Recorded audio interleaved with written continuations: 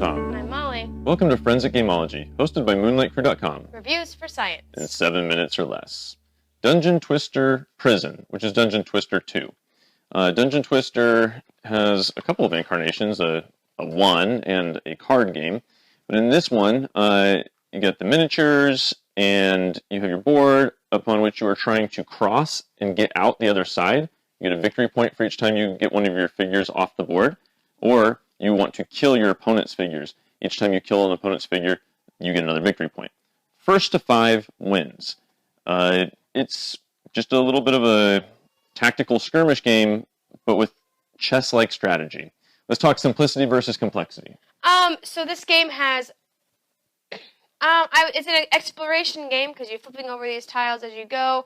There's a lot going on, but it's really not that complex, if that makes sense. You can do 3 or 4 things on your turn. You can move, and each different character has different movement points. You just look at that, and you can move all of them for 1 action point. You can fight. You can turn the tiles, and it turns this one or the matching number across the board or wherever it is. Matching color. The arrow indicated. And so there might be, it's probably one that I'm missing right now, but unlock doors, bash down doors. Each character has its own special thing. So there's a lot going on, but it's really not that complicated. I think this game is actually, it's simple in scope, but it's complex in play, much like how I referred to it earlier, chess-like. In like chess, like I can tell you what all the pieces do, but then you can sit there on your turn and take 15 minutes, and that would be like an acceptable thing. People are like, yeah, that makes sense. And that's why in the rule book it says to limit your turns to 2 minutes in tournaments and whatnot, which I try to do because there are so many options and so many like moving pieces that you could take a 15-minute turn trying to look through them all. Luck versus strategy. There is. So let's talk a little bit about the luck. There's a tiny bit of luck when you, depending on what room you happen to put what pieces. So you choose what pieces to put. In the beginning, it goes back and forth. I choose one, you choose one, you choose one.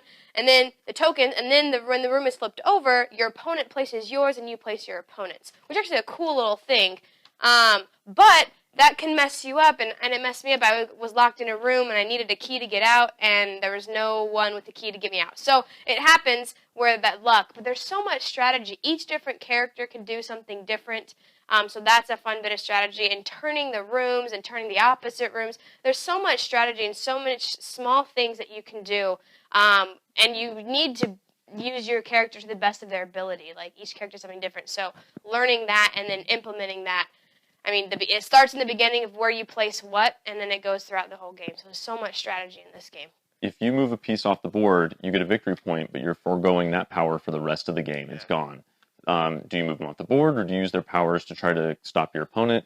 When you play, on your turn, you can play down one of these action cards. You play a 2, 3, 4, or 5. If you play the 5, next turn you will not have 5 actions. You only get these back when you've played them all. When you fight, you play a card and you compare the totals, and when you play that card, it's gone forever unless it's a 0. And so the strategy in this is how your choices matter so much. If you use your highest value combat card, which is a 6, and your opponent doesn't, they have it in reserve always, and you have to remember that. Whereas if you use your low action allowances first each round, then you'll have the higher ones later, but is that to your strategy? There's just so much strategy in this game, despite the luck that Molly said, which is real. Yeah. You could get caught just by being on the wrong tile that was shuffled. They're all shuffled face down in the beginning. Fun versus boring. This game is fun, I think with the caveat that you don't devolve into chess, where you sit there and stare at the board for half an hour, contemplating every single move you can make. Because if you went through every iteration of all the possible moves, it would take you a very long time, and then it would be very boring, at least for your opponent, who's probably going through the same iterations. But this game is fun. I like playing it. I like trying to put my opponent's pieces in the worst spot when they flip up, and then they have a new puzzle to figure out while I'm trying to make a break for it. The combat's fun, and I've done it, but I personally like just shooting my guys off the board as fast as I can. I mean, that's just to your taste as to how what strategy you want to pursue, and maybe you try to go a balanced strategy or whatnot. But when I play, I enjoy myself. There's a bit of immersion with the miniatures and whatnot, but it's just fun to try to figure out how the gears turn and I mean they all turn clockwise or counterclockwise, and so once you flip it, you can't change your mind. It's done now, and so I like that too. That there's no like, wait, let me see how this would all look, and I enjoy the game. Yeah, I enjoy playing it as well. There was a point when I felt like I couldn't do anything, and so instead of trying to min max and take a long time, I just tried to shoot for the end. I was like, okay, well this character can definitely move, so let me shoot for the end, and I did, and I was thinking I was able to make it off. So, but that aside, it is fun to. I mean, the wizard is the only one that you can use a fireball. There's so much going on that you have to remember in the beginning, and then once you place your tokens, you cannot look at them until it's flipped over. So you might forget what you placed, and then think you have one tile and don't.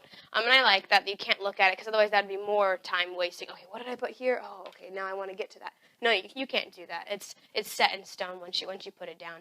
So I do find this game fun. I find the ability to either fight or move be a fun aspect of the game, so you can choose what you want to do. So you can make it your own game, and the turning of the tiles, it turns a different tile too. Super frustrating, but also fun. Whenever we get to multiples of 500 subscribers, we give away a free glitter painting of your favorite geeky thing. So make sure to subscribe now on YouTube. Because it could be you that wins. And because we jumped the gun, my Board Game Geek rating of this is a 7. Yeah. What is yours? Yeah, mine would be a 6 or 7. Yeah, right. Pretty solid game. Woo! All right, Dungeon Twister 2 Prison. We've presented the evidence. You be the judge.